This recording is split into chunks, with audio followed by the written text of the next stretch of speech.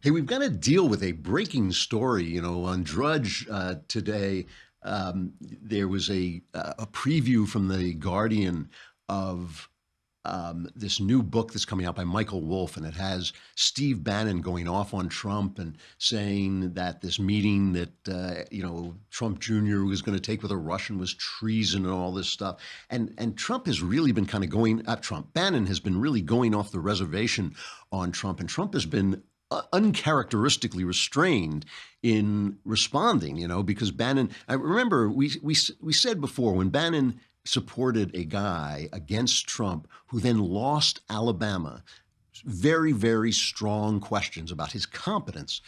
Everybody with Bannon always focuses on his ideology and his ideas. But as I said then, that very, very powerful questions about his competence came up. You cannot lose Alabama to the Democrats. It's almost impossible to do it. And yet Bannon helped do it. Well, Donald Trump has just run out of patience, apparently, and he just released a statement saying Steve Bannon has nothing to do with me or my presidency. When he was fired, he not only lost his job, he lost his mind. Steve was a staffer who worked for me after I had already won the nomination by defeating 17 candidates, often described as the most talented field ever assembled in the Republican Party. All of this is true, by the way, just saying. Now that he is on his own, Steve is learning that winning isn't as easy as I make it look.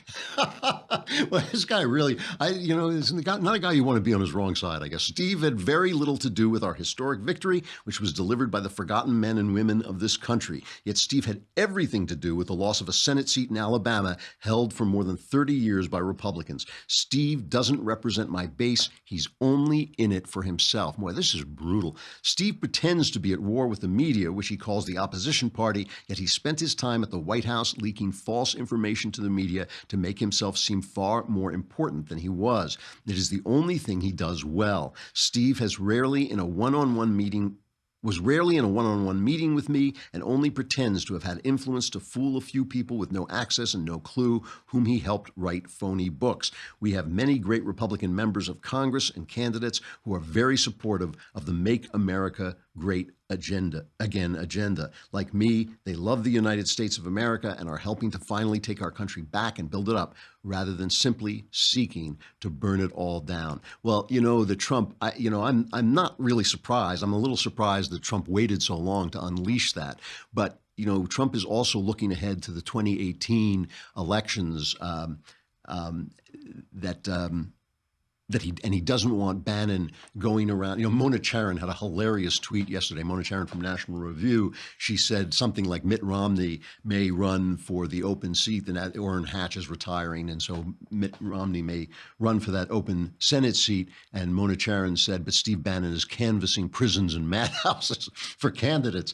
So, Donald Trump is looking forward and thinking, like, I do not want this guy losing any more of my majority than I have to lose in these 2018 elections. So now we've got, Bannon was always signing his letters, #war. Well, now he's got himself a war. And I don't think this is a war that Bannon can win. I think if he goes up against Donald Trump, the only thing that Bannon has really going for him, he has the Breitbart site, and he has the money from the Mercers. And if the money from the Mercers goes away, if they start to think that they've backed the wrong horse, Bannon's just going to have a website like everybody else. Everybody has a website, and it's not going to really do him much good. It was Trump who really made that website explode the way it did. So this is going to be this is interesting, good, interesting political stuff. I mean, this is the kind of stuff I love.